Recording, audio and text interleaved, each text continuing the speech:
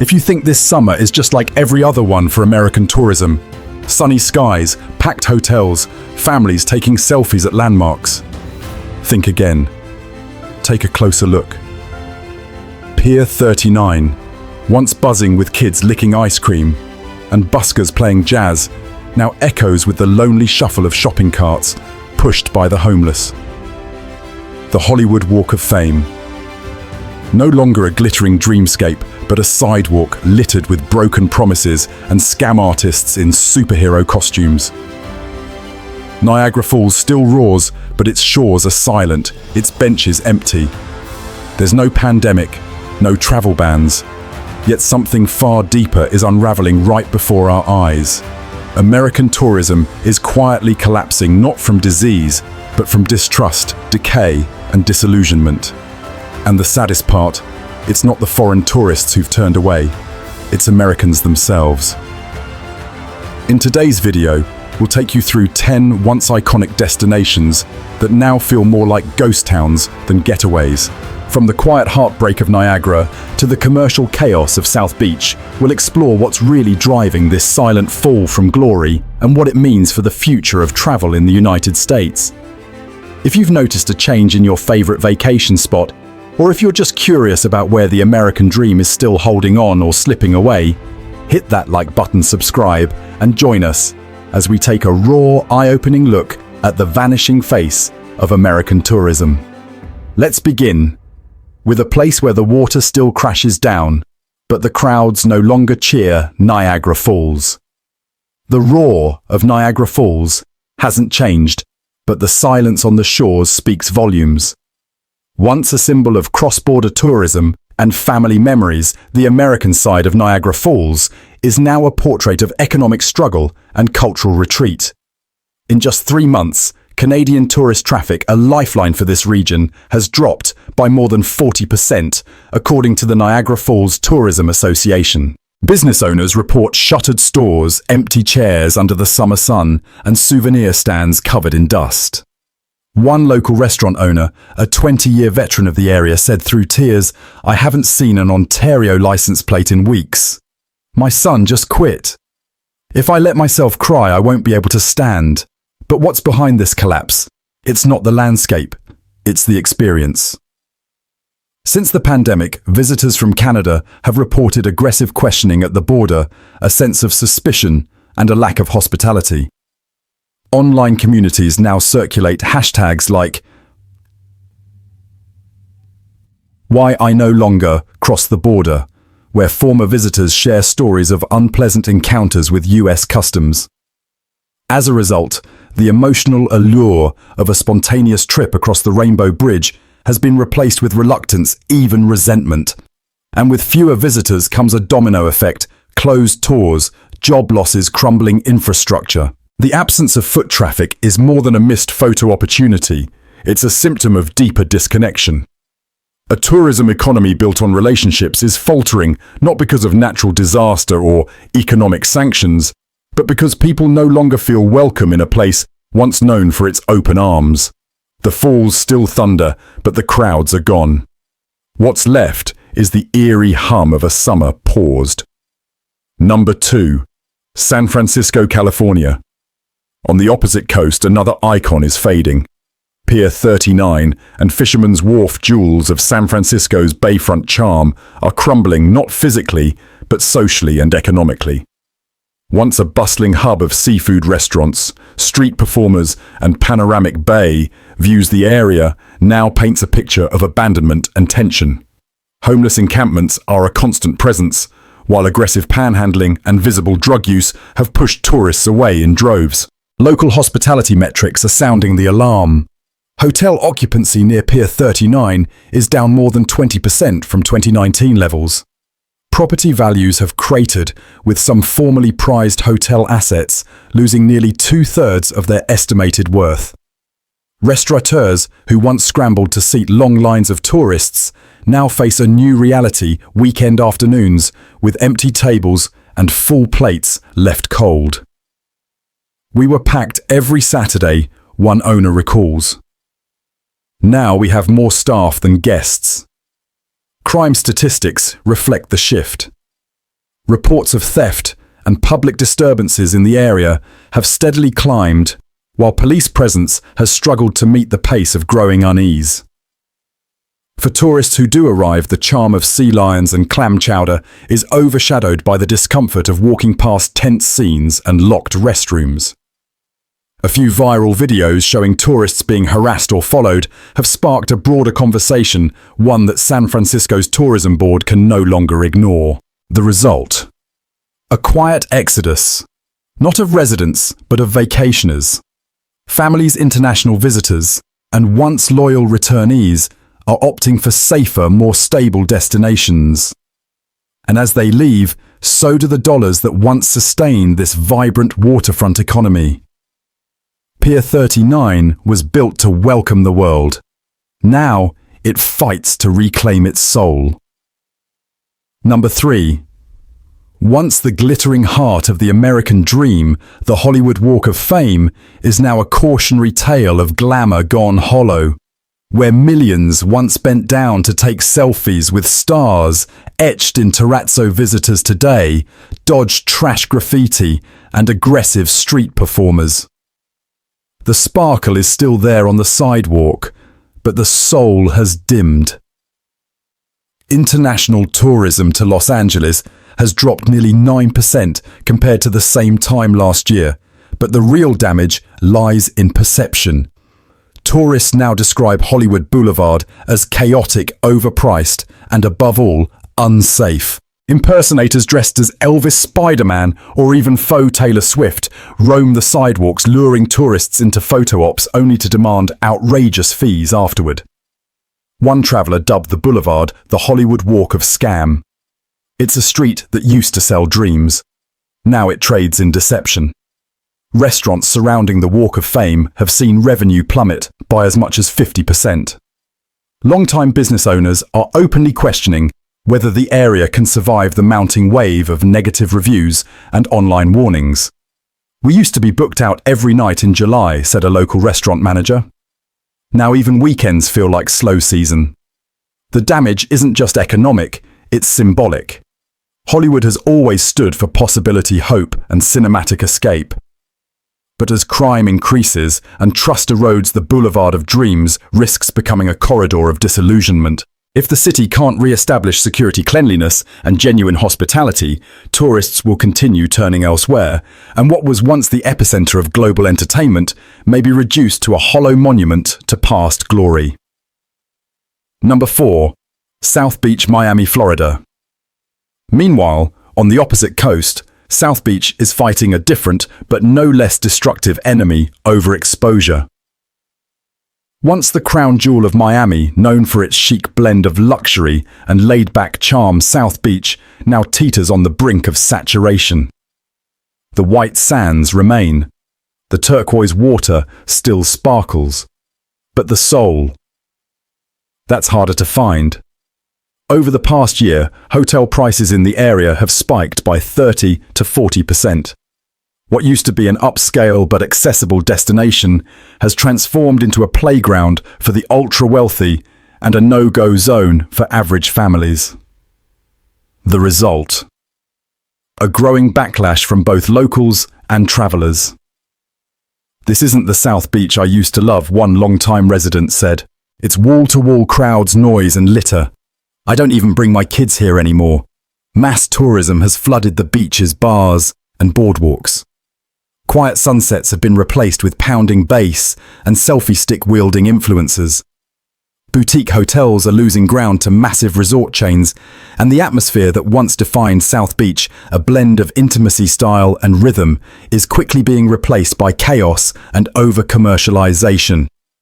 Worse, even the lower-end hotels are closing shop, unable to compete with luxury giants. Once charming Art Deco inns now stand vacant or up for sale, their neon signs flickering with forgotten promise. If Miami can't manage the balance between growth and identity, between access and exclusivity, South Beach may continue its transformation from tropical haven to overhyped trap. The question now is whether the city can reclaim its authenticity before it's lost to the waves of mass tourism and developer ambition. Number 5. Millennium Park, Chicago, Illinois.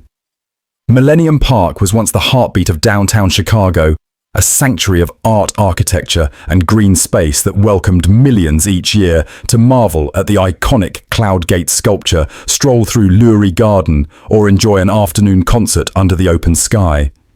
But today, beneath the steel and glass skyline, the mood has shifted.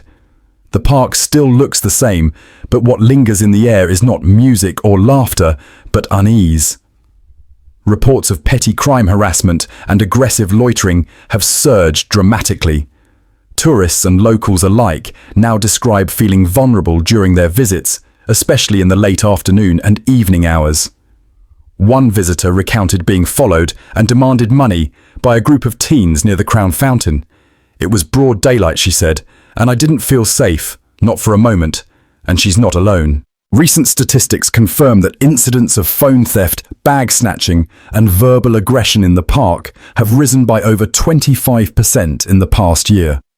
Chicago law enforcement has increased patrols around the area, but these measures have done little to ease public anxiety.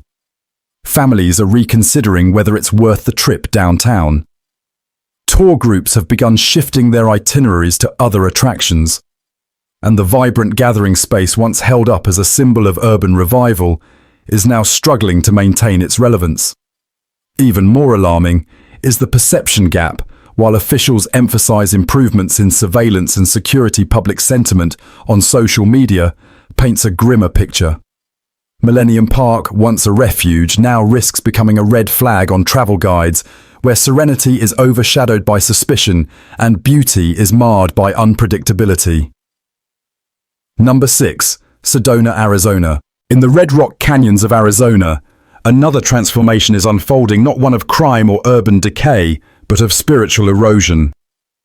Sedona has long been a pilgrimage site for those seeking healing peace and mystical energy. Its vortex sites, yoga retreats, and breathtaking hikes have attracted everyone from New Age seekers to everyday tourists craving a break from city life.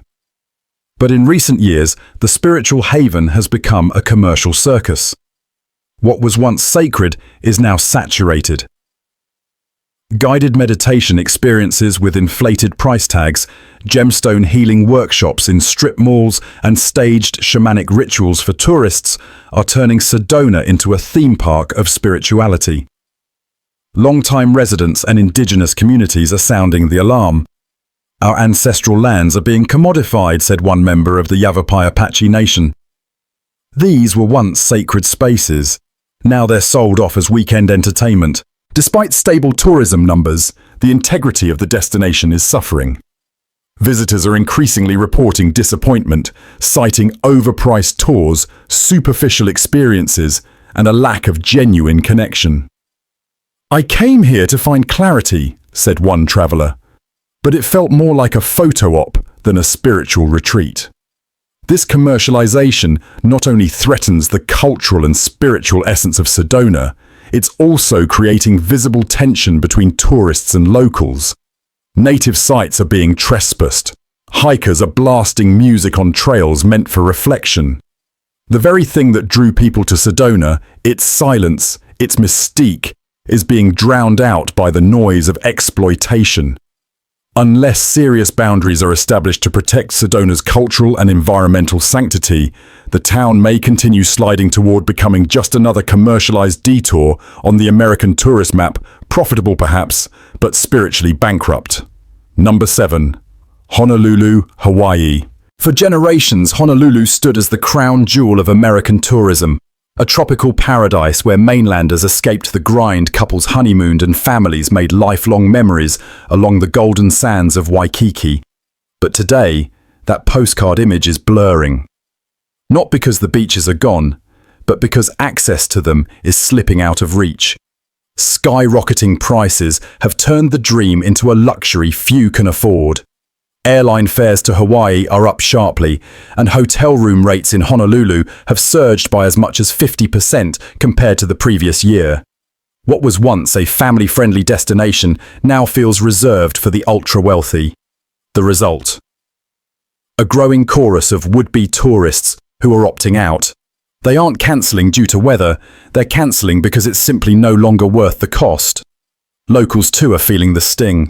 The influx of high-end resorts has not only inflated the economy beyond sustainability, but also alienated native Hawaiians from the very beaches and public spaces that once belonged to their communities. "We used to share these places," said one resident. "Now it feels like we're intruding in our own backyard." Meanwhile, mass tourism has overwhelmed infrastructure. Waikiki's narrow sidewalks are jammed with crowds. Rental cars clog scenic lookouts. Restaurants are overbooked and understaffed. And the cultural experience that once made Honolulu unique, its blend of island tradition and warm hospitality, is being eroded under the pressure of over-commercialization and burnout. It's not just about pricing, it's about the soul of the island. When paradise becomes too expensive, too crowded, and too impersonal, it stops feeling like paradise at all. And Honolulu, if it doesn't recenter its tourism around authenticity and balance risks, becoming the perfect example of a destination loved to death. Number 8. Lake Tahoe, California, Nevada. Once celebrated as a year-round natural escape, Lake Tahoe now finds itself in a slow-motion ecological crisis. Summers once meant sailing, kayaking, and swimming in sapphire waters. Winters brought world-class skiing. But climate change has redrawn the calendar and reshaped the lake itself. Over the past year, Lake Tahoe's water level has dropped more than 6 feet. Once bustling beaches now stretch out as cracked dry sandbars. Boat docks sit marooned, and popular swimming areas are now unreachable or simply gone. The cause warmer winters mean less snowfall. Less snow means less spring melt. The result is a lake that's drying from the edges inward. This isn't just an environmental issue, it's economic collapse in slow motion. Resort towns around the lake are reporting dramatic declines in tourism revenue. "No one wants to visit a lake they can't swim in," said one local hotel manager. "Everything we built was based on water, and now we're watching it disappear." The ripple effect is massive. Seasonal workers are being laid off. Kayak rentals sit unused. Restaurants dependent on summer traffic are closing early. Real estate in the area, once seen as a stable investment, is losing value. And as the natural allure fades, so too does the interest of new visitors. Lake Tahoe is more than a vacation spot. It's a warning. A place where the consequences of climate change are no longer theoretical. They are visible, measurable, and devastating. Without urgent environmental safeguards and tourism realignment, one of America's most beloved natural destinations may soon be known not for its beauty, but for its vanishing act. Number 9. Yellowstone is often described as the crown jewel of America's national park system, a sprawling wilderness of geysers, hot springs, and wildlife that has captured the national imagination for generations. But beneath the surface, beauty, a slow-motion disaster is unfolding. While visitor numbers remain high, the park is buckling under the dual pressure of environmental decay and unchecked tourism. The first blow is climate change. In recent years, Yellowstone has faced increasingly intense wildfires, prolonged droughts, and declining water levels. The once predictable eruptions of Old Faithful are no longer as faithful. Geysers across the park are sputtering, and the famous thermal features that draw millions are showing signs of irregularity. Smoke from nearby fires frequently clouds the skies, turning crisp alpine vistas into scenes of ash and haze. Scientists warn that these disruptions are only the beginning. If global temperatures continue to rise, Yellowstone's geothermal features, its very identity, could be at risk of permanent damage. But the second crisis is entirely man-made. Over-tourism has become an existential threat. Visitation to Yellowstone has surged by 30% in the last 5 years. Parking lots overflow before noon.